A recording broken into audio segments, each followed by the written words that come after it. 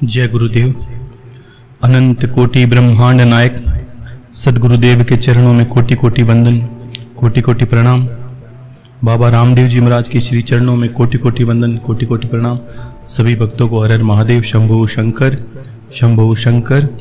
तो आज आगे अमृतवाणी कहते हैं, तो उससे पहले कोई 4 प्रश्न हैं किसी के, गुरु भाई जी के पास भेजे थे किसी ने, और मैंने सुने उनके प्रश्नों को।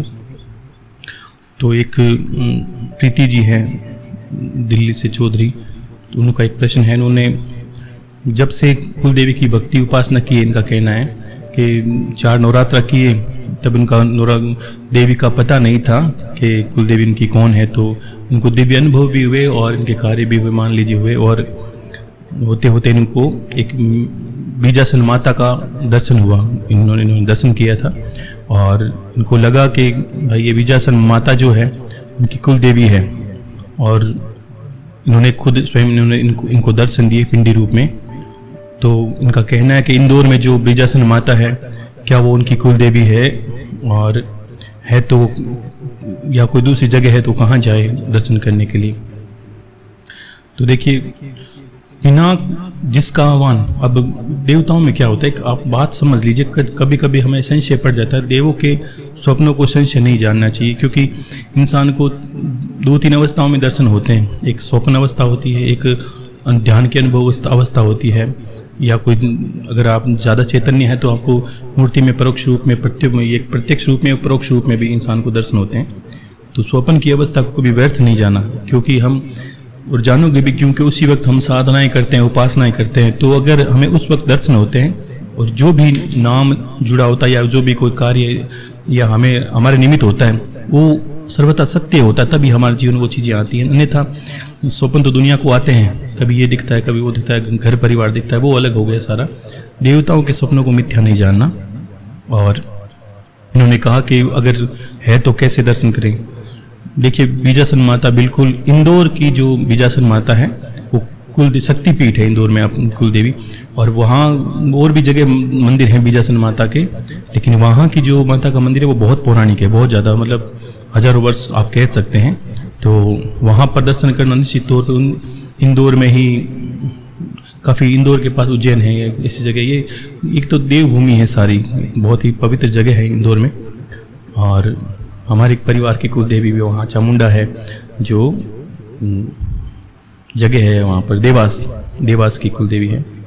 तो वैसे ही इंदौर में बीजासन माता का मंदिर है, वहाँ पर आप दर्शन करने जाएं। लेकिन ध्यान रखिए कि कुल देवी दर्शन दिया है आपको, अगर बुलाया है तो खाली हाथ नहीं जाना आपको। आप कोई दिन हो अच्छा सा, जब आप माता के दिन को, नवरात्र या और भी कभी पवित्र दिन माने, तो उस दिन आप क्या करें कि मैंने कहा था आपको 14 रोटियां बनानी है, बड़ी बड़ी पूरियां बनाते हैं जिसको मीठी, वो घी से बनी हुई बनाने। और जिस दिन जाओगे उस दिन आप पहले से ही, आप एक रात्रि पहले घर पर पूजन पाठ करके, हे माँ मैं कल सुबह आपके यहाँ पर आपके आऊँगी और आपके लिए भोग प्रसाद लेके आऊँगी।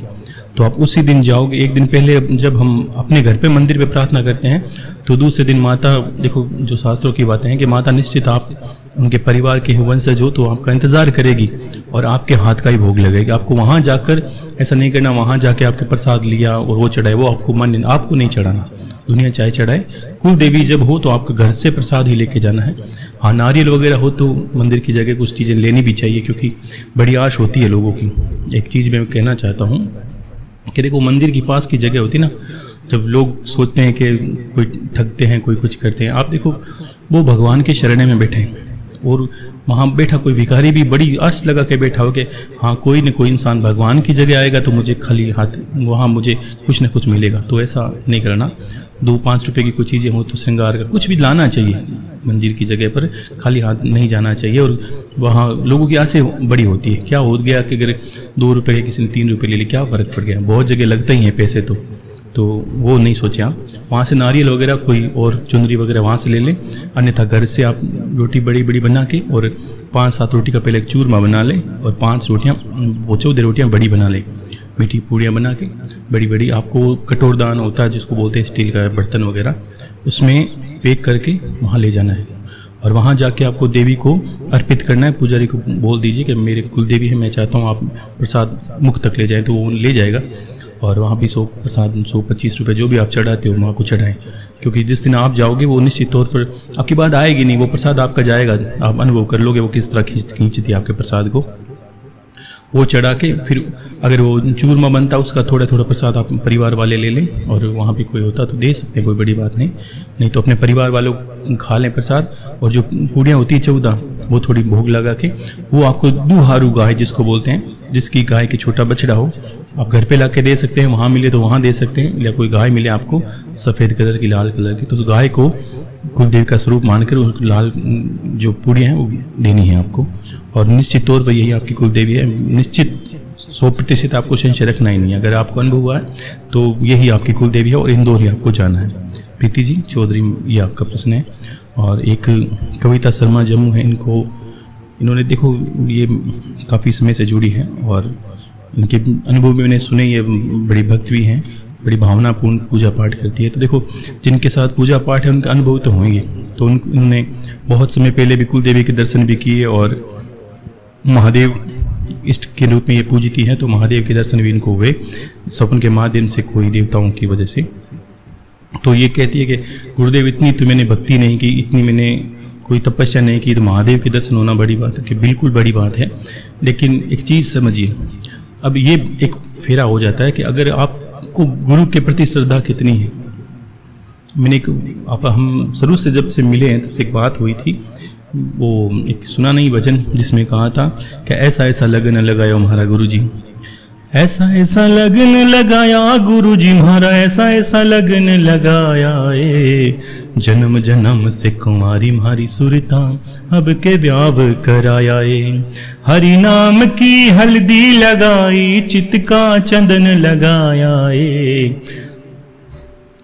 5-25 मिल बैठी सहेलियां अब के मंगला गाया हे जी ऐसा ऐसा लगन लगाया गुरु जी म्हारा, ऐसा ऐसा लगन लगाया जन्म जन्म से कंवारी म्हारी सुरता अब के व्याव कराया यानी जब एक आप थोड़ी बातों को कितनी गहराई से सुनते हैं वो मुझे पता नहीं चल पाता है, क्योंकि आप जब प्रश्न करते हो तो पता चल ही जाता है। लेकिन एक ध्यान रखें कि एक अर्थ किसी बात का नहीं निकाले, पूरा सुने और बड़ी बारीकी सुने। के कुछ बातें मैंने कहा कि मैं कह देता हूँ लेकिन इसके मेरे पास शब्द नहीं होते तो मैं समझा नहीं पाता हूँ। जिस दिन एक शास्त्रों में श्लोक है, गुरु ब्रह्मा गुरु विष्णु गुरुदेव महेश्वरा, यानी गुरु के अंदर अटूट अगर श्रद्धा हो गई आपकी, फिर चाहे इष्ट आपके कोई भी हो, अपने विश्वास कर लिया गुरु के शब्दों पर और आपने यत्न करना शुरू कर दिया।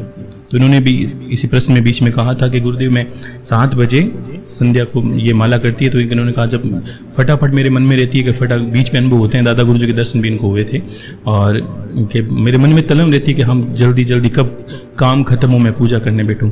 देखो ये जो क्रिया है 2 तरह की माला होती है। एक तो हम करते हैं काम किया, हाथ में माला का समय हुआ नहीं, उससे पहले विचार आया कि अब तो साथ माला भी करनी पड़ेगी। देखो करनी पड़ेगी और करने की इच्छा है, 2 भाव हैं। अब करनी पड़ेगी उसमें कुछ नहीं मिलेगा, वो इससे अच्छा तो आप करो ही नहीं। और आप अगर उत्साहित हो कोई कार्य करने के लिए, यानी ईश्वर को तो किसको समझा रहे हो आप, परमात्मा को गुरु को, तो सब घट घट व्यापी अब सब जानता है। तो जब आपकी लगन लगती है तब आप सारे कामों को व्यर्थ मान के फटाफट करते हो। पूरे परिवार का काम किया, हाँ जिम्मेदारी सबकी निभानी किया, और करने के बाद सीधा आप माला करने बैठे बड़ी तलनता से, क्योंकि आपने दिन भर में प्रतीक्षा ही वही की है। अब उस प्रतीक्षा का प्रतिफल यही होगा कि आपके साथ जीवन में कुछ न कुछ होगा, दिव्य अनुभव होंगे, दर्शन होंगे। ये अब इनको बीच में कुछ चोट भी लगी थी, लेकिन फिर भी ईश्वर की कृपा से इन्होंने कहा मुझे बहुत आराम है गुरुदेव, कोई दिक्कत नहीं लगी। चमत्कारिक प्रभाव से मेरे जीवन में घटनाएं हुई, बहुत अच्छा हुआ। और फिर उन्होंने कहा कि मुझे रात में गुरुदेव किसी तरह देवी के दर्शन हुए, फिर महादेव की ऐसी घटनाएं हुई। तो देखिए कारण है सब इतना है कि आपका गुरु के प्रति समझ, जिस दिन ये बात आप एक गहराई से माने, आगे जो अभी वाणियाँ चल रही है इसमें बहुत गहराई की बात है। जो आपको समझनी है वो यही समझनी है कि वास्तव में आपको करना क्या है जीवन में, सिर्फ माला ही करनी है कि सिर्फ पूजा ही करनी है, कितना दिन। तो ये बात आगे कुछ समझाने के लिए मैंने ये अमृतवाणी जो अभी जो चल रही है उसको कहा। लेकिन दर्शन होने का कारण ये रहा कि जितना जिस दिन हम आंखें बंद करके बैठते हैं और ये भाव करते हैं, हे गुरुदेव, मैं माला करने की मेरी क्षमता नहीं है, आप ही करने वाले हो, बस आप तो मौन होके बैठ जाओ बड़ा। तो लेकिन सतर्कता से, चेता जिसको बोलते हैं, आपको चित्त में चेता रखना है, ध्यान रखना है, पूरा सजग रह के। ऐसा नहीं कि नींद लेते रहो, वो जमाई आती रहे, वैसे अलर्ट होके रीड के हड्डी सीधी रख के बैठे, शांति से बैठे और भाव बनाएं कि गुरुदेव आप ही माला करने वाले हो, मैं तो बस एक दृष्टा की भाव, या सामने बैठा हूँ, माला हाथ में पकड़िए, अंतर्भाव में जप करने वाले आप हो, आप ही जानते हो कैसा स्वरूप है ईश्वर। तब उस वक्त क्या कि गुरु की ऊर्जा से आप जुड़ते हो। अब जो आपको दर्शन हुआ तो वास्तविक घटना क्या होती है कि आप एक दृष्टा मात्र हो, जो आपके साथ घट रहा है आपको अनुभव नहीं हो रहा है, दिख रहा है मान लीजिए, लेकिन आपके अंदर जो ऊर्जा है, महादेव को देखने के लिए भी ऊर्जा चाहिए, वो ऊर्जा गुरु की ही होती है जिससे आप उसको देख पाते हो। ये ठीक वैसे है जैसे अगर कोई लाइट का बल्ब है, उसमें पावर सहन करने की क्षमता नहीं है, तो बीच में एक कुछ सर्किट लगा होता है, सॉकेट लगा होता है, ताकि ज़रूरत है उतना ही वोल्टेज उसके अंदर जाए। तो वैसे ही गुरु का कार्य है, जिस दिन आप समर्पण करते हो, पूरा समर्पण का अर्थ भावों से, आप अंतर में विश्वास करके, हे गुरुदेव बस आपने कहा वो सर्वथा सत्य है और मैं पूजा करने बैठा हूँ, तो आपको निश्चित ही जो भी कुछ भी दर्शन तो महादेव तो देंगे ही, क्योंकि साक्षात गुरु की विद्या ही महादेव के द्वारा चलाई गई है, तो निश्चित दर्शन आपके एकदम सत्य हैं। और इन्होंने कहा कि गुरुदेव तो अगर दुनिया को कहूँगी तो लोग, देखो दुनिया चाहे कुछ भी कहे, जब आप सोचती हो, जब आप गुरु से जुड़ते हो और जुड़ने के बाद करते क्या हो, एक तो सांसारिक शिक्षा है, आपको डॉक्टर बनाएगी, आपको कलेक्टर बनाएगी, आपको नौकरी पे ले जाएगी, और एक विद्या ये है जिसमें आपको नहीं दिखते हुए चीज पे विश्वास करना है, बिल्कुल जो दिखता ही नहीं है उस पर विश्वास करना है, यानी दुनिया इसको अंधा विश्वास कहेगी, और अंधे विश्वास के बिना ईश्वर मिलता नहीं। आपको पूर्ण विश्वास होना चाहिए, कोई भी साधना करे तो उसको शास्त्रों पर, गुरु की वाणी पर, अपने कर्मों पर पूरा विश्वास हो, तब ही वो माला में बैठे। अन्यथा अगर 4 इसकी लाइनें, तब मैंने शुरू से कहा था, जोड़ने के लिए भी मैं लाखों लोग जुड़ जाते, कारण समझे, मैंने बीच बीच में हर बार यही कहा, जो शुरू से करते हैं वही करें, जो शुरू से करते हैं वही करें। इसलिए लोग जुड़ते गए, बीच में हटते भी गए, लेकिन निश्चित लोग पर जितनी जरूरत है मुझे उतने जुड़े हैं, कोई दिक्कत नहीं। लेकिन आप समझिए, क्योंकि सबके लिए ये नहीं है, ये नहीं कि थोड़ा तीतर थोड़ा बटेर, ऐसा कुछ नहीं करना, जो शुरू से कार्य करते हैं वही करें।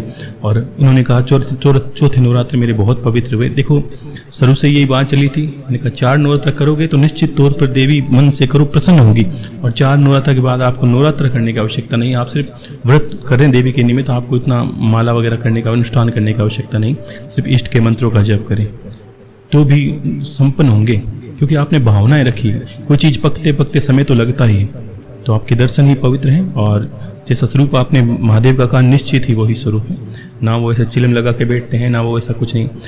जिस स्वरूप को आप पूजते हैं वही मायने रखता है। अगर कोई अघोरी हो, कोई ओगड़ हो, कोई तंत्र विद्या से बलि दे के प्रार्थना पूजा करे, तो उसको महाकाल के रूप में विचित्र दर्शन होंगे। किस तरह के? जैसे महादेव है रुद्र रूप में, वो नहीं होंगे आपको। आप शिव के रूप में पूजते हैं, नाम जप करते हैं महादेव का, तो निश्चित तौर पर आपको एक भगवान शंकर के पवित्र दर्शन, जो जिसके पास कहोगे आप, जिसका पूरा परिवार है, चंद्रशेखर जो साक्षात हैं, स्वरूप जिसका वर्णन, वो आपको निश्चित होगा, और आपके दर्शन ही परम सत्य हैं। खुश रहिए आप। और एक प्रश्न है रीटा जी त्यागी, और ये सारे मुझे लगता है शिक्षक ही हैं माताएं।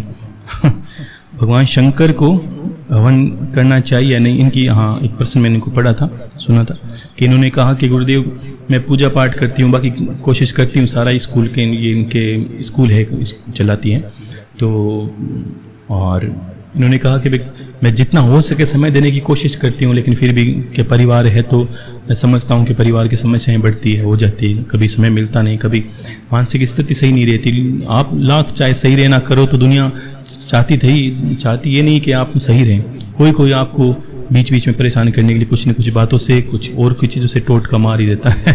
ये दुनिया का विशेषता है। हंसता हुआ किसी को देखना नहीं चाहती, वो खुश भी नहीं देखना चाहती। तो उन्होंने कहा, एक प्रश्न है इनका कि महादेव को जो हवन वगैरह करते हैं, या उससे करना चाहिए कि नहीं करना चाहिए, इस तरह का प्रश्न है। देखो, हवन देवताओं का साक्षात स्वरूप है। यज्ञ जो शब्द है ना, ये बहुत बड़ी ताकत का प्रतिरूप है। अगर कोई इंसान अपनी, एक सुना हो कहीं पर, मैंने एक शुरू से आपको बोला कि आप कुछ करे नहीं करे, अब दिन में एक चाहे 11 माला नहीं, एक माला नहीं तो 11 आहुति नहीं दे 21 आहुति कम से कम रोज अग्नि जगह के उसमें जलाते रहें और रोज हवन के निमित्त आप जिन देवताओं को पूजे उनको अर्पित कर दें, क्योंकि जिन देवताओं को आप पूजते हैं वो बाहर से आप प्रसाद चढ़ाते हैं वो बहुत कम पहुंचता है उनके पास। हमने देखा सुबह हमने पेड़ा चढ़ाया तो शाम को हमें ही खाना है। तो ऐसी क्या देवताओं का स्वरूप को समझना होता है। जिस चीज को हम जानते हैं, चाहे वो महादेव है चाहे शक्ति, सब एक ही है, लेकिन वो स्वरूप सब ऊर्जा का है। अब ऊर्जा उसमें प्रवाहित जब हो तो प्रतिरूप में हमें आशीर्वाद के रूप में दर्शन होते हैं। ये कारण बनता है जिस दिन हम हवन करते हैं, जब से भी ऊर्जा निर्मित होती है, हवन से ऊर्जा निर्मित होती है, मुद्राओं से ऊर्जा निर्मित होती है। अब ऊर्जा का प्रभाव से ही हमारे मानसिक में जिस देवता का प्रतिरूप रहता है देव। अब ऐसा नहीं, देखो जो कुल देवी है अगर मैं कहूँ वही शिव है तो आप समझ में नहीं पाओगे, लेकिन हमने जब के दौरान कुल देवी का आह्वान किया, कुल देवी के रूप को मस्तिष्क में ठहराया, उनके निमित्त हवन किए, तो जो ऊर्जा का स्वरूप है, जैसे अब बोलते हैं शक्ति का कोई स्वरूप नहीं है जिसमें वो समा जाती, वैसा उसका स्वरूप हो जाता है। फिर सब आप समझने की कोशिश करिए मेरी बात को कि जैसे पानी का कोई आकार नहीं है, अगर घड़े में डालोगे तो घड़े जैसा हो जाएगा, बोतल में डालोगे तो बोतल जैसा हो जाएगा, गिलास में डालोगे गिलास जैसा। हम कैसे में डालना चाहते हैं वैसी घटनाएं होती है। तो वो ऊर्जा का प्रतिरूप है। अगर ऊर्जा के प्रतिरूप में अगर हम देवताओं को पूजते हैं तो सबसे ज़्यादा यज्ञ, इसलिए हम तपधारी जो बोलते हैं ना, तो नाथ संप्रदाय में आप बहुत मिलेंगे जो सिर्फ धोने को तपते हैं, वहीं कहीं छोड़ के नहीं जाते। गुरु का मंत्र धोना, कोई मूर्ति नहीं, कोई तस्वीर नहीं, बस उसमें सुबह शाम लकड़ियाँ डाली, छाने डाल दिए, गाय का गोबर डालिए, उपले डाल दिए, बस बैठे रहे। गुरु जो भी उसका नाम है गुरु के दिए वो कह लेता था, वहीं से वहाँ से कहीं नहीं जाता। और धीरे धीरे करते सीधे, क्योंकि जितना वो तप करता है तो नित्य आप छोटे छोटे तप करोगे तो आप सोचो ये तप ही है अपना में, अब जिसमें आहुति देते हो आप। तो उसके प्रतिरूप में अगर कोई इंसान कुछ नहीं करे और सिर्फ आहुति देता जाए और कोई देवता को भी याद नहीं करे और अपनी कोई भावना करे कोई चीज़ की, तो आप चमत्कारिक प्रभाव देखोगे तो उसकी कामनाएं पूरी होने लगेगी।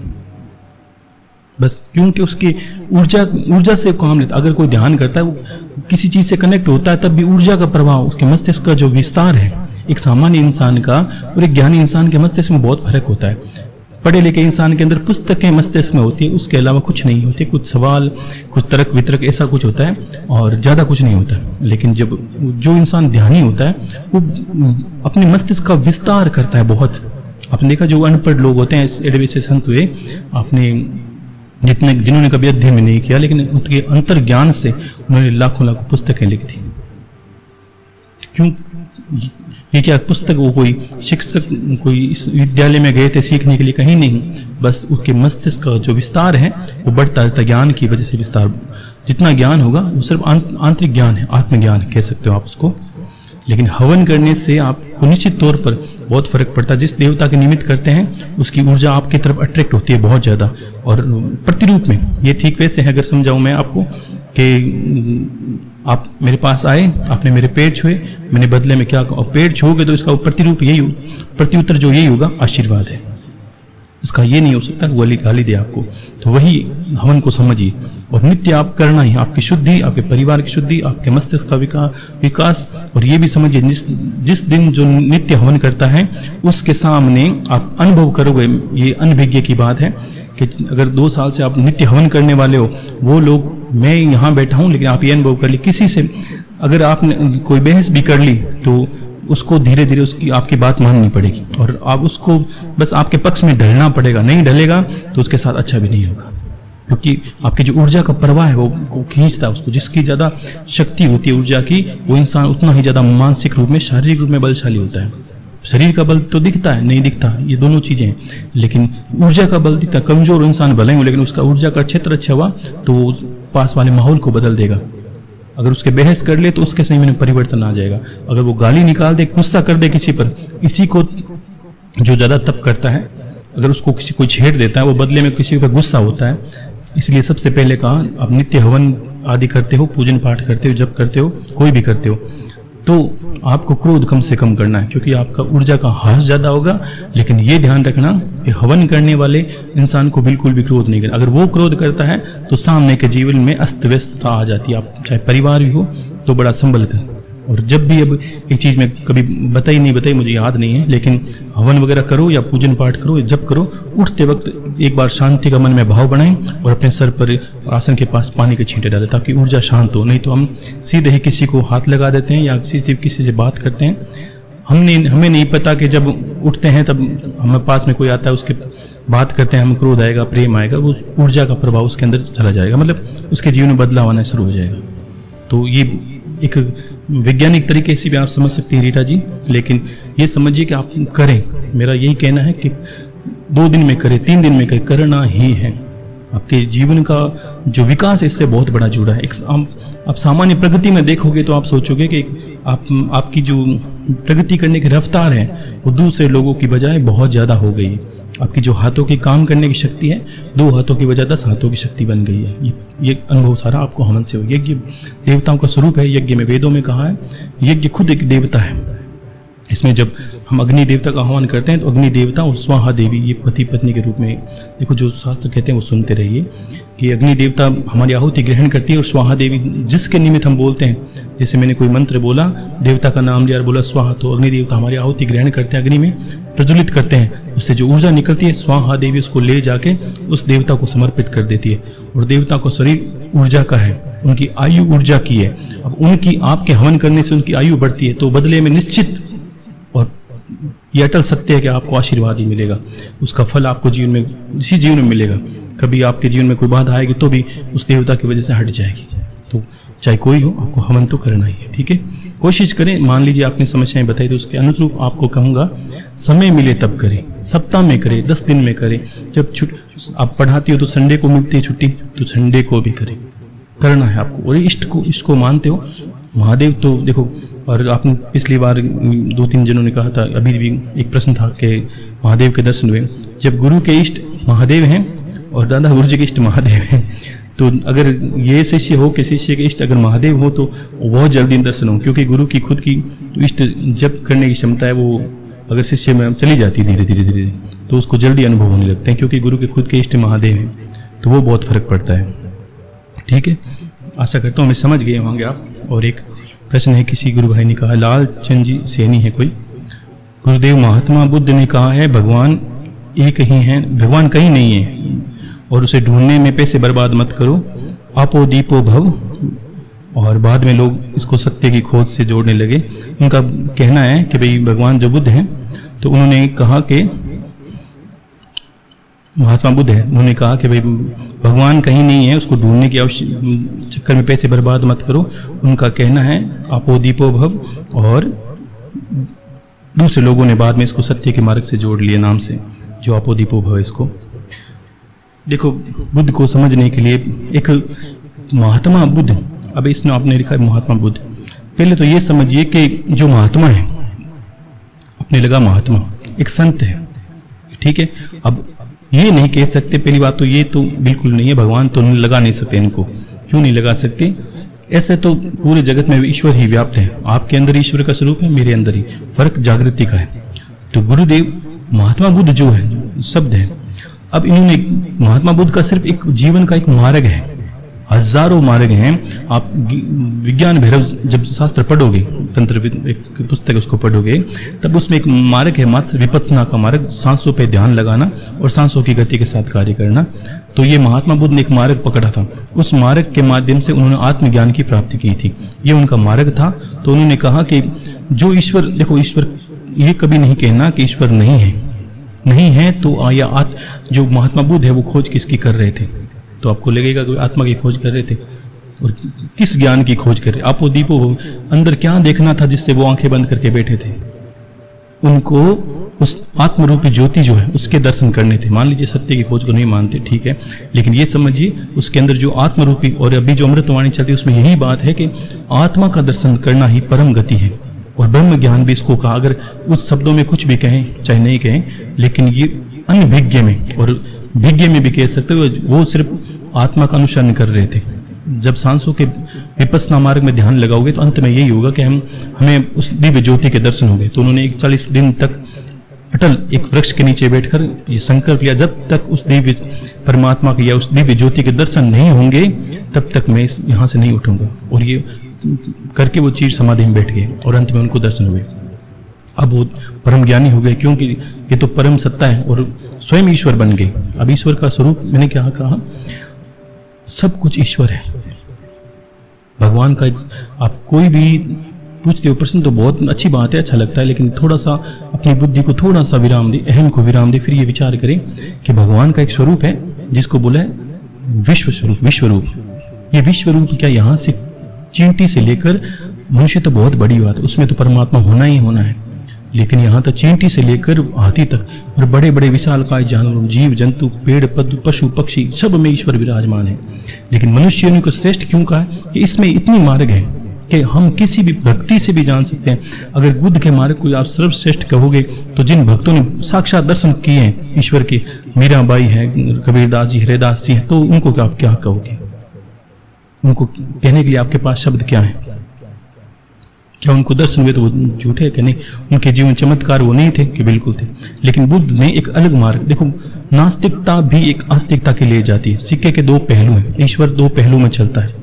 तब मैंने शुरू से कहा था कि आपको पूजा उपासना आराधना करनी, ये सिक्के का एक पहलू है और ये दूसरा पहलू है। लेकिन दोनों पहलू जब तक नहीं जानोगे तब तक आप उस पूर्ण परमात्मा को जान ही नहीं सकते। और जब दूसरे पहलू को जानोगे तब धीरे धीरे ये चीजें छूटेगी। कबीरदास जी संत है क्या, जप मरे अजपा मरे अनहद भी मर जाए, ये सब चीजें खत्म होती हैं। लेकिन पहले करनी तो पड़ती ना। कोई इंसान ये कहे कि मैं डॉक्टर बनने वाला हूं और इस क्लास के बाद बनूंगा, लेकिन अगर वो कहे कि मुझे तो जब प्रैक्टिकल करना है, मुझे जब आगे जाकर तैयारी करनी है, तो मुझे पहली दूसरी क्लास से क्या मतलब। लेकिन ये ध्यान रखना, पहली दूसरी क्लास ही वहां तक ले जाती है। लेकिन बुद्ध के जीवन को देखोगे तब बैठने से पहले उन्होंने 50 गुरु आप अनुसरण करो, उन्होंने अनुसरण किया था। हर चीज का जीवन का अनुभव है उनका, सीधा नहीं कि वो जाके पेड़ पे बैठे, पेड़ के नीचे बैठ के। पहले उन्होंने जीवन में क्या किया, गुरु धारण किया। उनके भी शिक्षण काल में देखिए, गुरु के जो प्रेरणा के अनुसार उन्होंने घर त्यागा था, उसी गुरु ने उनको मार्ग निर्देश किया था, उस गुरु से मिले। लेकिन वो जहाँ ज्ञान का जो स्तर है उसको पार करते गए तो गुरु ने भी आगे बता दिया, भाई तुम आगे की बात पूछ रहे हो वहाँ जाओ, तुम आगे की बात पूछ रहे हो वहाँ जाओ। लेकिन अंत में उन्होंने लगा कि जो मैं जानना चाहता हूँ, देखो सबकी कामनाएं होती, उन्होंने वो कामना से रहित है। क्या? क्योंकि वो राजा के पुत्र हैं, किसी चीज़ की आवश्यकता नहीं है उनको। उन्हें बस यही, आप चाहे सत्य की खोज कहो चाहे आपो दीपो, यानी इंसान को देखो, यही बात अभी अमृतवाणी में चल रही है। चाहे इसे आप आपो दीपो बहुत से कह सकते हो, क्योंकि इंसान को जब तक वो खुद नहीं जानता कि मैं परमात्मा हूँ, तब तक उसको अलग अलग मार्ग को अनुसरण करना पड़ेगा। तब तक उसकी गति जो है ना वो अलग अलग जन्मों में होती रहती है, चाहे वो भगत हो चाहे कुछ भी हो। लेकिन अंतिम मार्ग जो ये है, जो अभी आप सुन रहे हो अमृतवाणी के अंदर, ये अंतिम मार्ग है। यहाँ के बाद सिर्फ मोक्ष मुक्ति कह सकते हो, क्योंकि आपको सर्वत्र ईश्वर दिखने लगते हैं। तो बुद्ध को क्या अपने जैसे सब दिखने लगे, तो उन्होंने कहा मेरा एक मार्ग है, मुझे जानते हो। लेकिन यहाँ भी लोग भी गलत कर देते हैं। उनका मार्ग ऐसा नहीं कि नास्तिकता से भरा है। वो सिर्फ इतना कहते हैं, जो बाहर देखते हो वो ईश्वर नहीं है, जो अंदर है उसे ढूंढो, उसकी खोज करो। मेरा एक मार्ग है। मैं आपको चमत्कार उन्होंने जीवन में नहीं किया। उन्होंने मूर्ति पूजा का विरोध किया, ठीक है। एक मैंने कहा सिक्के के दो पहलू हैं। अब जो पूजा करने वाले हैं, जिन्होंने दर्शन किए हैं, वो क्या कहेंगे इस बात को? वो तो कहते हैं हमने दर्शन किए हैं, उसको आप कैसे मिथ्या कर सकते हो? हाँ, और हम जानते हैं हजारों संतों ने किए। तो ईश्वर तो सर द्वैत अद्वैत से ऊपर उठ के ईश्वर को देखना होता है। वो दोनों पहलू हैं, वो अपनी जगह सत्य है, ये भी सत्य है। जैसे सिक्के के दो पहलू मैंने कहा, वो भी सत्य है और ये भी सत्य है। लेकिन उन्होंने एक मार्ग दिया, विपस्सना मार्ग। इस मार्ग से आप ईश्वर को प्राप्त कर सकते हो। लेकिन अब उनको मानने वाले भी गलत है। क्यों? कि उन्होंने जब कहा कि मूर्ति की पूजा नहीं करनी, तो आपने बुद्ध की मूर्ति कैसे लगा दी? मुझे तो ये बताइए आप। क्योंकि आपने तो खुद भी उनको देख पूजना शुरू कर दिया, उनके मार्ग का अनुसरण नहीं किया। तो ऐसा भी बहुत होता है कि हम काफ़ी संतों का अनुसरण करते हैं, लेकिन उनके मार्ग का अनुसरण नहीं करते। वो मार्ग का कहते हैं। मेरी बातों में ना उलझ के आप मेरे मार्ग का अनुसरण करोगे, तब आपको सत्य का पता चल जाएगा। वैसे ही वो कहना चाहते हैं। लेकिन देखो, धर्म बिगड़ता रहता है, धर्म में तोड़ मरोड़ होती रहती है। जब बुद्ध ने शुरू किया था, जब तिब्बत और ये इस इलाका, ये भी तिब्बत का इलाका था, मान लीजिए तिब्बती और चाइना नेपाल, ये एक इलाका मान लीजिए ज़्यादा प्रभावित, ज़्यादा बौद्ध धर्म में सम्मिलित है। तो आप अनुभव करोगे तिब्बत में भी उसके बाद तोड़ मरोड़ हुई और वज्रयान शुरू हो गया। वज्रयान क्या है? तांत्रिक मार्ग है, क्रिया योग और भी हठ योग में तांत्रिक मार्ग चला गया। वो तंत्र मार्ग में वो तारा की पूजा करते हैं, वो वज्र भैरव की पूजा करते हैं, वज्रयान बनाते हैं, यंत्रों पे कार्य करते हैं। तो ये एक जीवन में तोड़ मरोड़ चलता है। सत्य, सब कुछ सत्य, ध्यान रखना, जीवन में सब कुछ सत्य है। लेकिन परम जो ज्ञान है, जहां तक देखो, एक भक्ति करते हैं तो दर्शन करते हैं, लेकिन दर्शन से मुक्ति हो ये संभव नहीं, ये सत्य बात है। जब तक आप उस परम दिव्य ज्योति या उस आत्मा के दर्शन नहीं कर लेते जो शरीरों के नीचे अंतिम प्रभा, जो अंतिम स्वरूप है, जो हमारा वास्तविक मूल स्वरूप है, वही अमृतवाणी में धीरे धीरे आएगा। किस तरह आप अनुभव करोगे कि वास्तव में मार्ग जाके खत्म कहाँ। तब ये शुरू मैंने किया था, मैंने कहा कुछ 10-15 अमृतवाणी में आपको एक अच्छा सा बताऊं कि ये मार्ग है। कि मुझे पता है जीवन भर आप मूर्ति को उठा नहीं सकते, जीवन भर पूजा नहीं कर सकते, लेकिन ये कर्म है, छोड़ना नहीं। कर्म आज किया आपने, तब मैंने बोलने के लिए स्वीकार किया कि हाँ आपके लिए ज्ञान भी उचित है। आप कुछ करते नहीं तो मैं वहीं रुक जाता। यानी आपका कर्म प्रधान है, कर्म करोगे तब न्याम होगा, यश होगा और आपको अच्छा मार्ग भी मिलेगा। और गुरु से तो सब जानना भी चाहिए, दोनों पहलू जानने चाहिए कि पूजा का क्या फल है। तब मैंने कोशिश ये भी की कि आप यज्ञ विज्ञान से भी समझें और ज्ञान से भी समझें। जितना मेरा सामर्थ्य है गुरुदेव ने मुझे दया करके प्रदान किया है, मैंने कोशिश सबको देने की है। तो ये कारण है। और सत्य की खोज से ये नहीं जोड़ सकते। उन्होंने बस अपना एक मार्ग चयन किया कि मैं बस खुद कुछ करूँगा, और उनके पीछे भी जो चलने वाले उनको बस एक मार्ग दिया था। किसी की आवश्यकता नहीं है, आप बस यम अनुभव करोगे। ये बुद्ध के जो नियमावली है उसमें आप यम नियम जो उनका शुरू से पालन करते हैं उनको ऐसा रहना पड़ता है, अहिंसावादी। तो वैसा नियम में पालन करके उस मार्ग का अनुसरण करना पड़ता है। घूम फिर के वो अष्टांग योग के अंदर आ जाएगा। आप अनुभव करोगे, उनके मार्गों को पढ़ोगे तो आपको लगेगा कि वो मार्ग इस तरह है विपत्सना मार्ग में, कि आपको एक संयम भरी जिंदगी जीनी है और एक मार्ग का अनुसरण करना है। और वो मार्ग आपको आत्मा की सफर तक, आपकी जो सफलता है उसका कारण भी बन जाएगा। ठीक है, कोशिश करता हूँ आप समझ गए। और एक प्रश्न किया है, सुलोचना जी हैं, इन्होंने कहा कि गुरुदेव पहले वाली पूजा पाठ सही थे जिसमें माला कर लेती थी, और ये वाला ज्ञान थोड़ा तो इनका प्रश्न का उत्तर मैं नहीं दूंगा, क्योंकि इनका प्रश्न वही है जो अमृतवाणी चल जी हरजी भाटी का है। ठीक है, तो सब कुछ सही है, जो कर रहे हो वो सही है, उसका भी कोई फल है, सब चीज़ों का फल है, तभी आप यहाँ सुन रहे हो। मंथन आपको करना है। देखो बहुत लोग हैं, दर्शन भी कर रहे हैं, बहुत लोगों के कार्य भी हो रहे हैं। ये कारण क्या है कि सब भाव का स्तर है कि किसका कैसा भाव है वो सब पा रहा है। कभी क्या होता है कि हम ज़्यादा तर्कशील होते हैं, ज़्यादा बुद्धि लगाते हैं, तो अंतर में गुरु की चेतना तो ये समझती है, परमात्मा की चेतना समझती है कि आप भगवान को भी ठगे जा रहे हो, भगवान को भी आप कमजोर मतलब आंक रहे हो कि भगवान तो हमारी बुद्धि के बराबर तो नहीं है। तो भगवान तो भोले लोगों का है, वो भी सत्य है, लेकिन ज्ञान के रूप में आपको सजग रहना है। ठीक है, तो आगे मैं कहता हूँ अमृतवाणी की जो बातें हैं आप सुने।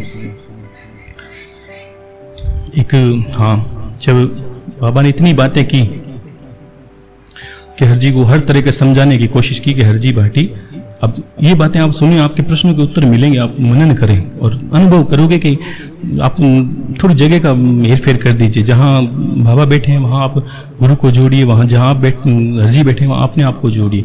और वो भी कर्म ही कर रहे हैं। हरजी क्या कर रहे हैं अभी? हरजी भाटी यही कर रहे हैं कि बाबा का जमा जगा रहे हैं, बाबा के भजन गा रहे हैं, बाबा के कीर्तन कर रहे हैं, उनकी पूजा कर रहे हैं। और बाबा उनको आगे क्या ले जाते हैं कि उनके ज्ञान से खुश हुए, यानी आपके कर्मों से खुश होते हैं, तब आपको ये ज्ञान मिलता है। तब बाबा ने ये कहा था कि हरजी भाटी मैं तेरे जन्म जन्म को भक्ति से प्रसन्न हूँ और मैं तुम्हें इसलिए वो परम ज्ञान जो ब्रह्म ज्ञान है, वेदों से चला रहा है, वो आपको तो दे रहा हूँ, जो बिरला लोगों को मिलता है। ये ज्ञान तक लिखा है। अब इतना बात समझा दिया।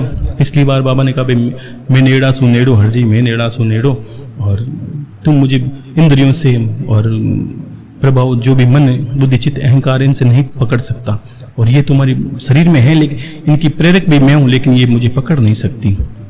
तो हरजी भाटी कहते हैं कि बाबा मैं समझ गया, लेकिन ये बताओ ऐसा भाव आए कैसे मन में?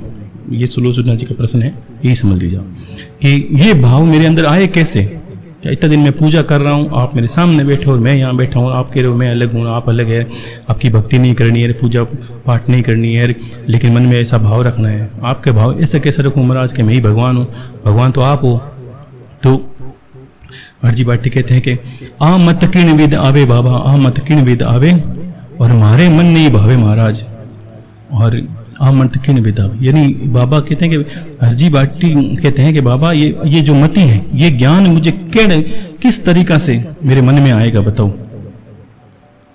ऐसा क्या करूं जिससे ये ज्ञान मेरे मस्तिष्क में आ जाए और पूजा भी नहीं छूटे। तो बाबा ने कहा अर्जी बाटी तो दोनों पैरों पे जो दो नावों पे सवार होना चाहता है, मेरी बात को ज्ञान से समझ, और ये एक बार तू अपना बोलना बंद कर दे, समझने की कोशिश कर कि मैं तेरे अंदर हूं, तू मेरे अंदर है। तो अर्जी बैठे कहते हैं कि ये जो ज्ञान है, ऐसा बाबा कोई विधि बताओ, ऐसा कोई सूत्र बताओ कि मेरे मन में या मेरी बुद्धि में ठहर जाए। और आप कैसे अलग नहीं हो महाराज, और आप तो अजमाल जी घर आप प्रगट या आप अजमाल घर झूठ कहो नहीं जावे महाराज, आप तो अजमाल जी घर प्रकट हुए हो और मैं झूठ कैसे बोल सकता हूँ, कुंकर झूठ बोलूँ महारा मुख सू और जग कायर कहवे माने। अगर मैं झूठ बोलता हूँ अपने मुख से कि बाबा रामदेव जी महाराज तो मेरा ही स्वरूप है, मैं ही रामदेव जी हूँ और अजमाल जी घर तो कन का जन्म ही नहीं हुआ है, और ऐसे कैसे बोल दूं, अगर ऐसा कह दूं तो दुनिया मुझे कायर कहेगी, झूठ कहेगी कि तो अर्जी बाटी तो रामदेव जी गलत प्रचार कर रहे हैं और गलत झूठ कह रहे हैं उनके बारे। तो बाबा सुन रहे थे तो वो कहते हैं कि थे कि वो मैं अनेका में एक हूँ, कि महाराज आप तो कहो कि सगला में मैं विराजमान हूँ और माने अनेक दर्शावे, लेकिन आप तो कहो कि मैं सब में विराजमान हूँ, यानी दुनिया पूरा मेरा ही रूप है, एक रूप।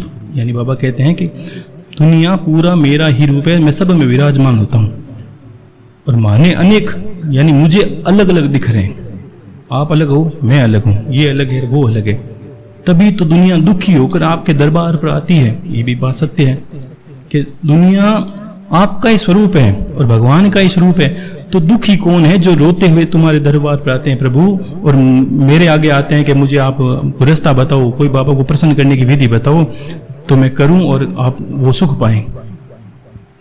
ऐसी मति कैसे आए महाराज, और ऐसा तो हो ही नहीं सकता। कि तो बाबा ने कहा अर्जी बाटी तू थोड़ा भोला है महाराज भगत, तू बात नहीं समझ रहा, मन की दृष्टि से देख, तू अपने स्वरूप निज स्वरूप को भूल गया है।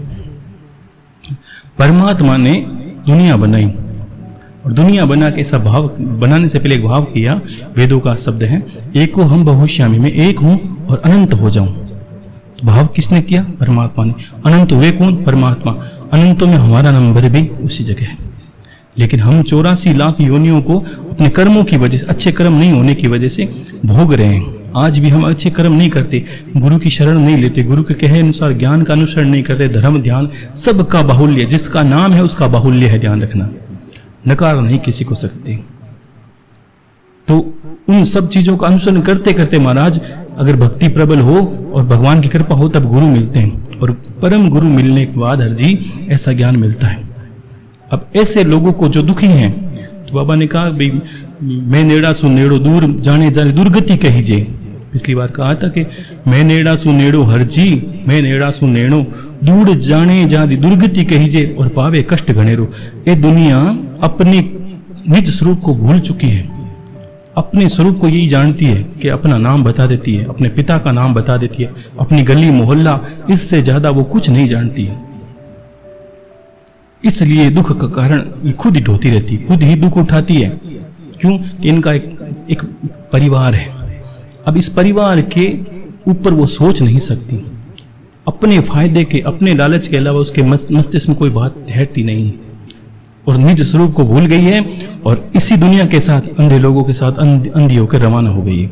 अब वही दुखी है, अपनी पीड़ा को भोगती है, मंदिर में जाएगी, घंटियां बजाएगी, लेकिन अपने भावों को शुद्ध करके अपने भीतर झांकने की कोशिश नहीं करती है।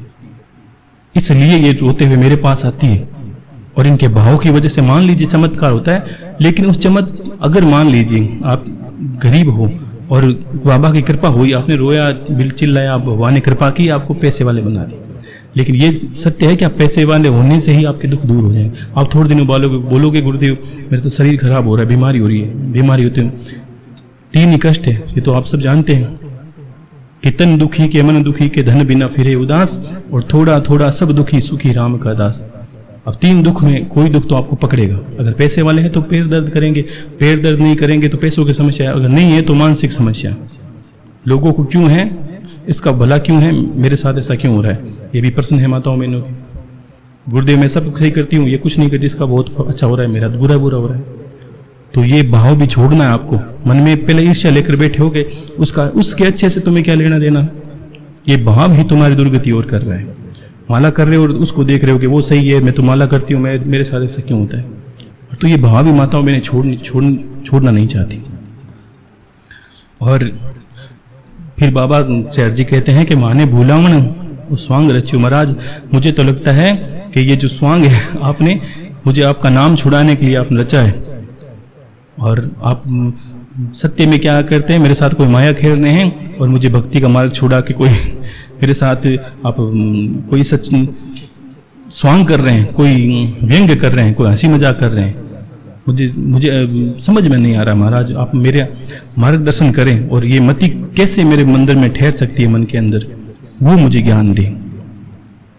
अब इतनी बड़ी बात हर जी कहते हैं। ऐसे प्रश्न इंसान के रहते हैं। मान लीजिए कि अगर एक परमात्मा सब में विराजमान है तो दुनिया दुखी क्यों है, पापी पापी क्यों है, धर्मी धर्मी क्यों है? लेकिन इसका उत्तर आप लोगों के पास एक पल में मिलता है। सब कर्मों का कारण है। अनंत अच्छे कर्मों से गुरु प्रदान होते हैं। गुरु बिना ज्ञान मिलता नहीं है, और ज्ञान मिले बिना इनको निज स्वरूप का ध्यान नहीं पड़ता। निज स्वरूप का ध्यान नहीं पड़ेगा तो ये परमात्मा क्या करता है? अगर जिसको निज स्वरूप का ध्यान करता है तो वो क्या दया करना ममता बंद कर देंगे? नहीं। भगवान कृष्ण है, परमात्मा होने से क्या वो दया नहीं करते? करते हैं। भक्ति नहीं करते? करते हैं। क्या अच्छे मार्ग का अनुसरण नहीं करते? करते हैं। धर्म नहीं करते? करते। कर्म नहीं करते? करते हैं। तो ये तो एक पहलू है, लेकिन अंतर में ये निज स्वरूप को जानना है बहुत बड़ी बात। निज स्वरूप को मतलब कि खुद ही परमात्मा का स्वरूप है।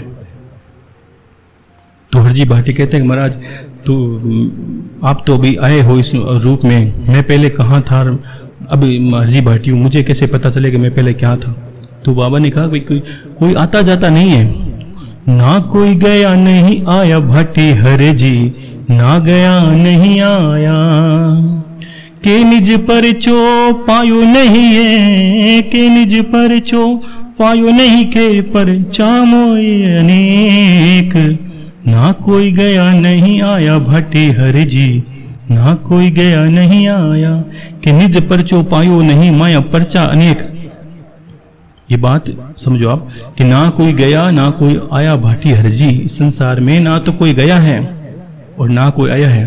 दूर तक मैंने अपनी बुद्धि से देखा है कि दुनिया वैसे ही भरी पड़ी है। आप ये अनुभव करो कि चारों युग में अगर कोई चला गया होता तो आज तो कलयुग चल रहा है, यानी जमाने का अंत ही हो गया। जो मनुष्य था उसका खात्मा हो गया होता। मरते हैं तो मर चले, सारे मर जाते हैं, और जीते हैं तो इतने हो जाते कि दुनिया में धरती में जगह कम होती। लेकिन आज फिर भी चल रहा है। तो कोई गया नहीं कोई आया नहीं, ये तो कपड़े की भांति रूप बदल रहे हैं। लेकिन माया में फंसे हैं तो ये मरने को मरना मान लिया और जीने को जीना मान लिया। के निज परचो पायो नहीं, के परचा मोय अनेक, तंवर राम दे देखियो इस जग में परचो एक, कि निज परचो पायो नहीं, परचा मोय अनेक। कि परचा दुनिया ढूंढने के लिए मंदिरों में इधर उधर घूमती है कि परचा हो जाए, कोई चमत्कार हो जाए, और अंदर जो परचा उसको नहीं देख पा रही कि वो खुद ही परचा है।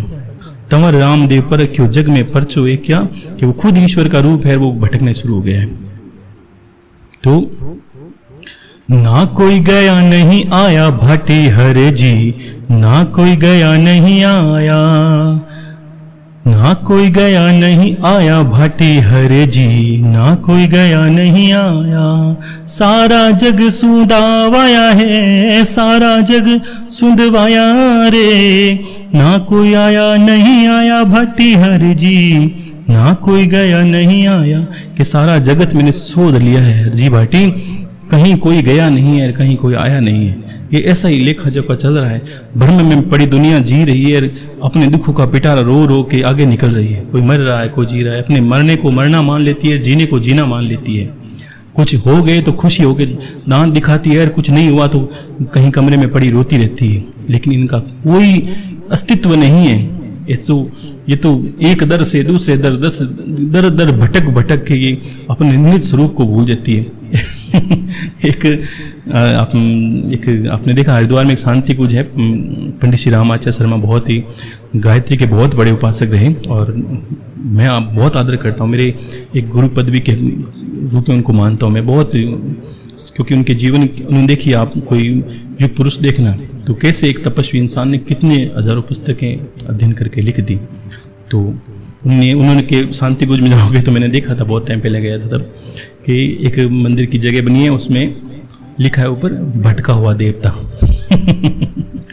और जब भटका हुआ देवता मंदिर देखोगे आप, मतलब एक जगह बनाई है तो उसमें कांच लगे हैं, जब आप जैसे उसको देखोगे तो आपके कांच के अंदर आपका रूप दिखेगा।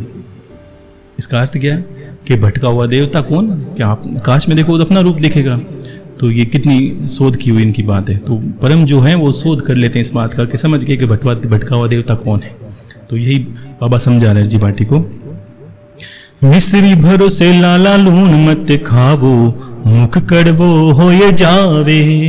मिश्री भरोसे लाला लून मत खावो, मुख कड़वो हो ये जावे। परचा माये तू भूल मती हर जी, परचा माये तू भूल मती हर जी। अपनो आप दिखावे, ना कोई गया नहीं आया भाटी हर जी, ना कोई गया नहीं आया। कि मिश्री भरोसे तू लूण मती खा। ये दुनिया को ऐसा ऐसा तू पर्चा, अगर तेरे साथ कोई पर्चा होता है, कोई चमत्कार होता है तो ऐसा मन फुला अभिमान मती हो, कोई दर्शन हो गए मेरे तो ऐसा खुश मती हो कि जैसे तेरी गति हो गई। गति नहीं हुई है। गति के लिए तुझे ये खाना, मिश्री भरोसे लूण मती खा। लूण क्या है? अगर छोटे छोटे भ्रमों में, छोटे छोटे चमत्कारों में ये मान लिया कि अब तो हमारा कल्याण है, तो ये लूण की बात है, मुख कड़वा हो जाएगा। और पर्चो मैं भूल मत अर्जी, अपनो आप दिखावे। ये पर्चा तुम्हें एक ही देखना है, जगत में आया है तो एक पर्चा जगत ईश्वर से देखने की कामना करना ही है, गुरु से दिखाने की कामना करनी है और अपने इष्ट को यही कहना है, प्रभु अगर मैं तेरी भक्ति से मेरी प्रसन्न है तो मुझे दिव्य रूपी आत्मा की दिग ज्योति के दिग दर्शन करवा। ये मूल पर्चा है आप लोगों का। और जो कर निश्चय करे ओ रामे, दौड़ दौड़ यहाँ आवे। कि जो कर निश्चय कर ओ रामे और दौड़ दौड़ यहाँ आवे। कि अंतर में भाव कर लेते हैं कि दुखी हैं और घर से निकल जाते हैं कि बाबा के दर्शन करूंगा तो मेरे सुख हो जाएंगे। और अपनो रूप समझ उनको परचो आप ही पावे रे। कि अगर घर बैठा हुआ इंसान, कहीं ये बात कितनी गहरी है, दुनिया ये कहेगी आपको वो जाना है वहाँ जाना, देखो दर्शन करो, आपके फ्री टाइम है, आपके अंदर में थोड़ा शांति के लिए चाहिए तो अच्छी जगह जाना भी चाहिए, कोई बड़ी बात नहीं है। लेकिन ये भाव सोच के कि वहाँ ही परमात्मा है और घर में दुख है, वहाँ जाके आऊँगा तो आराम आ जाएगा। कैसे आ जाएगा बताइए? एक सुनी बात थी कि कोई संत को कहे कि प्रभु मेरे हृदय में शांति नहीं, दुनिया की शांति नहीं है। वो शांति के लिए क्या चाहती कि कोई गुरु की शरण में जाए, कोई भगवान के मंदिर जाए तो शांति मिले। तो मैंने एक सुनी बात थी कि संत के पास कोई किया कि गुरुदेव थोड़ी हृदय में शांति नहीं है, कहाँ जाऊँ, क्या करूँ? तो गुरुजी ने कहा ठीक है मैं बताता हूँ शांति का उपाय। एक रुपया है पास में के है, और रुपया अपने गुरुजी ने हाथ लिया और हाथ में रख लिया अपने हाथ के भीतर, और कहा कि अब इसको थोड़ा बाहर बगीचे में ढूंढ के आ। कि गुरुदेव ऐसा कैसे हो, रुपया तो आपके हाथों में पड़ा, बाहर कैसे मिलेगा? तो कहा ये बात तुम्हें समझ में आ गई, और ये नहीं समझ में आई कि शांति भी अंदर का ही विषय है, गुरु भी अंदर का विषय है। जाना कहाँ था? हमें जब तक अंतर में शांति नहीं होगी, चारों धाम भी कम पड़ेंगे। कोई भी दुनिया कीजिए, क्या लगता है कि हरिद्वार नहा के सारी दुनिया ज्ञानी हो गई, वहां से आके देखे वो वैसे ही दांत दिखाती है, वैसे ही पाप करती है, वैसे ही कपट करती है। कि गाय मार गंगा जी गया, वापस आ रहे मारी कुत्ती, और दुनिया वैसी की वैसी, भात बित्ती की बित्ती। यानी वहां गाय मारी, वापस आ कुत्ते को मार दिया, और बात तो एक ही है। तो यही दुनिया के साथ हो रहा है। तो जब तक अपने रूप को नहीं समझोगे, अपने अंदर जो परमात्मा उसको नहीं समझोगे, गति और मोक्ष का मार्ग नहीं मिल सकता। चमत्कार होंगे, ईश्वर के दर्शन भी हो जाएंगे, लेकिन मूल जो रूप है ईश्वर का, जब तक गति क्यों रुकती है? कि हम बाहर की तरफ रवाना हैं, बाहर की दुनिया आसक्ति हमारी बाहर चली गई है सारी। भगवान का अर्थ अगर मैं कहूँ महादेव को देखिए तो आप सीधे केदार चले जाओगे, काशी चले जाओगे, और महादेव के दर्शन करने फ्री हैं तो उज्जैन जाएंगे, ये करेंगे। क्यों? हमें विश्वास हो गया कि महादेव मिलेंगे तो उज्जैन मिलेंगे। कभी रोड के कंकर को उठाकर नहीं देखा कि ये भी शिव हो सकता है। नहीं, जब आपको ये तक मान नहीं होगा तब तक आपके लिए दुनिया मिथक है, वो सिक्के की बात ही है। आप दुनिया में कितना ही ढूंढो, सिक्का अगर हाथ में है और उसको जगत में ढूंढने जाएं तो नहीं मिलेगा। यही बात कि अपना रूप समझ उनको और परचो आप ही दिखावे। अगर जब तक तुम ये अर्जी बाटी ये समझो कि जो दुख आ रहा है वो तू वही तू है, जब तक हमारे अंदर कैसे, ये बात को अब थोड़ा और गहरे समझिए कि कैसे हमें भगवान की प्राप्ति हो सकती है। हम भक्ति करते हैं, हम पड़ोसी से ईर्ष्या रखते हैं, तो मुक्ति का कारण क्या है कि पूरे जगत में आपको अगर परमात्मा दिखे शत्रुओं में भी, तब आपकी मुक्ति संभव है, तब उस आत्मा के दर्शन होंगे। अगर आप ईर्ष्या त्यागोगे तो, पाप को त्यागो, किसी के प्रति वेर भाव को त्यागोगे तब, क्योंकि वेर किसके अंदर है, आप खुद ये अगर इस भाव में चले गए तो आपको पता चलेगा जो सामने बैठा वो मैं ही हूं। भगवान यही कहते हैं, बाबा और क्या समझाते हैं, जो भगत है वो भी मैं ही हूं। और महादेव ने एक कोलवाणी में कितनी अच्छी बात कही थी कि संत को समझा रहे थे, पार्वती माता की बात कर रहे थे कि हे पार्वती, गुरु बनकर मैं ही शिष्य को, शिष्य बनकर गुरु बन के मैं उपदेश देता हूँ, शिष्य बन के मैं ग्रहण करता हूँ, यानी दोनों भी भाव में मैं हूँ। आप ये सोचो कि वो ये थोड़ी कोई कहानी थोड़ी कह रहे थे, वो कह रहा जगत में ऐसा ही है, पापी के दुष्कर्मों से प्रभावित होकर मैं उसी को दंड देता हूँ, आत्मा रूप में निज बैठा रहता हूँ और दंड दिलवाता हूँ, उसके ऐसे गलत कार्य करवाता हूँ कि वो दंड पाए। और धर्म करने वाले इंसान के अंदर चेतना में धर्म का विकास करने के लिए दुखी लोगों के लिए, गरीब लोगों की सहायता करता हूँ, मैं ही चेतना प्रेरक है। तो ऐसे अगर ऐसे भावों को त्यागोगे तब जाके परमात्मा के दर्शन होंगे।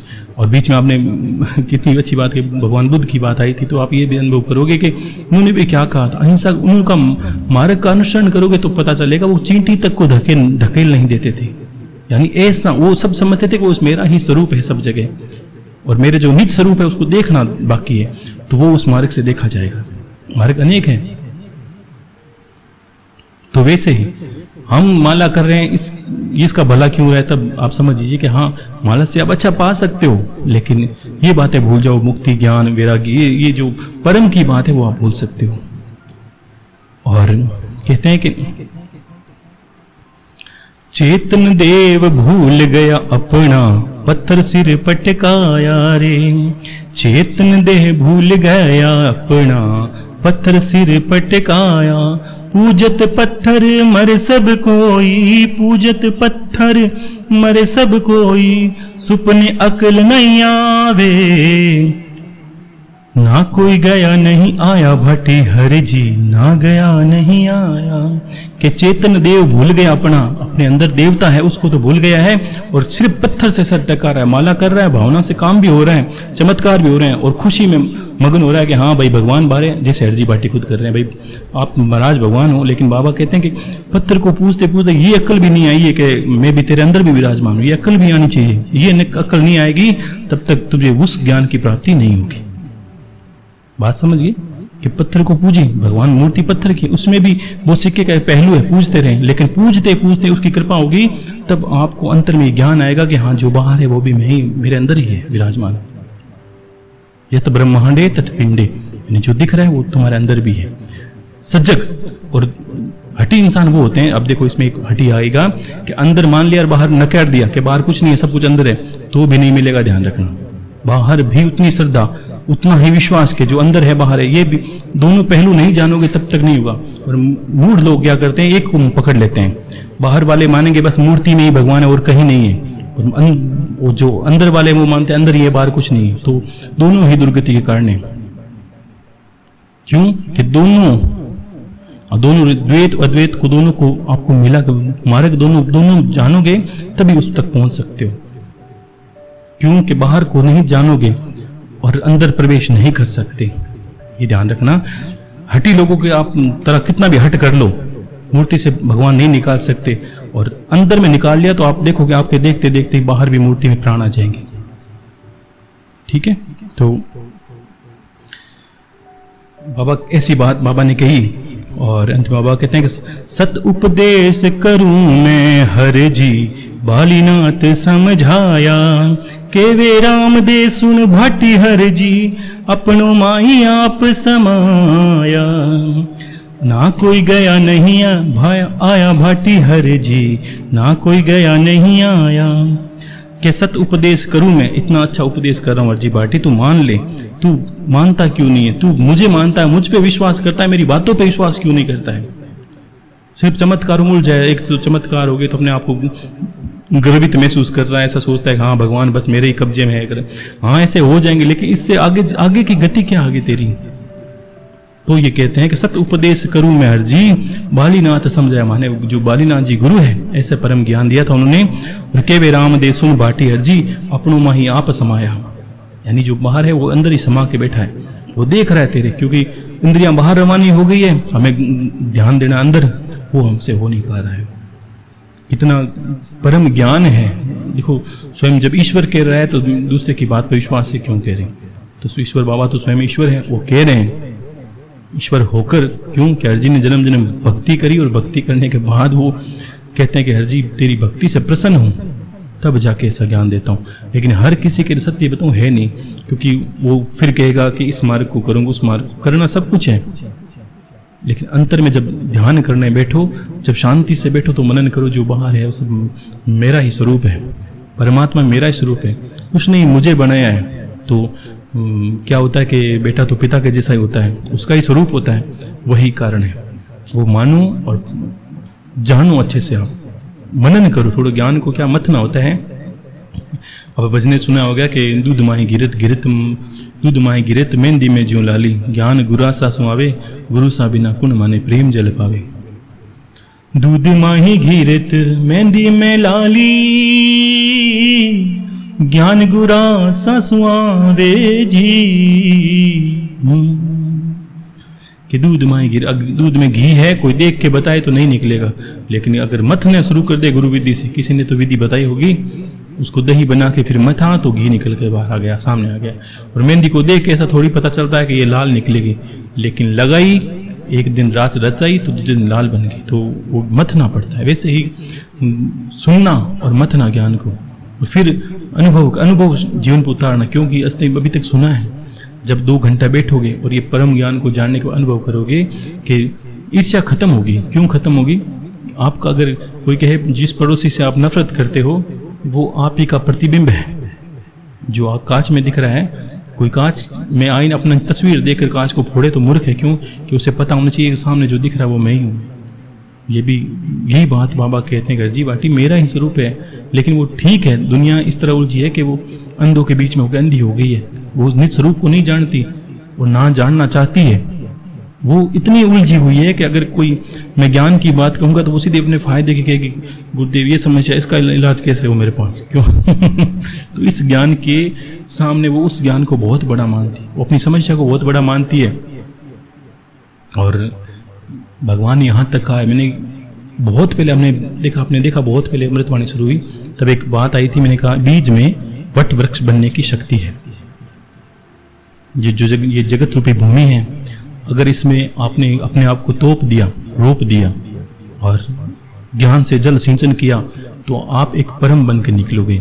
अगर वो आप पर निर्भर करता है कि आप कैसे बन सकते हो, रोक कोई नहीं सकता। परमात्मा ने आपको पूरी स्वतंत्रता दी है। मैंने कहा बीज में वट वृक्ष बनने की शक्ति है।